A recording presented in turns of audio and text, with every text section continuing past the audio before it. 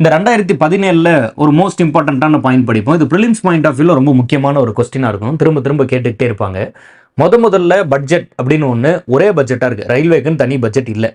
அதுக்கப்புறம் என்ன பண்ணுறோம் அப்படின்ட்டுனா 1921 அக்வர்த் கமிட்டி அப்படின்னு ஒரு கமிட்டி வந்து பரிந்துரை கொடுக்குது. அதன் அடிப்படையில் 1924-25 என்ன பண்ணுறாங்க அப்படின்ட்டுனா பொது பட்ஜெட், ரயில்வே பட்ஜெட் அப்படின்னு ரெண்டாக பிரிச்சுறாங்க. General budget and railway budget அப்படின்னு பொது பட்ஜெட் மற்றும் ரயில்வே பட்ஜெட் அப்படின்னு ரெண்டாக பிரிச்சிடுறாங்க. ஸோ இப்போ 1924-25 பொது பட்ஜெட் மற்றும் இந்த ரயில்வே பட்ஜெட் அப்படின்னு பிரிஞ்சிருது. யார் வந்து இதற்கு பரிந்துரை கொடுக்கறதா படிக்கிறோம்? அக்வர்த் கமிட்டி அப்படின்னு படிக்கிறோம். இந்த பேர் ரொம்ப முக்கியம். 1921 பரிந்துரை, 24-25 பிரிச்சிடும்.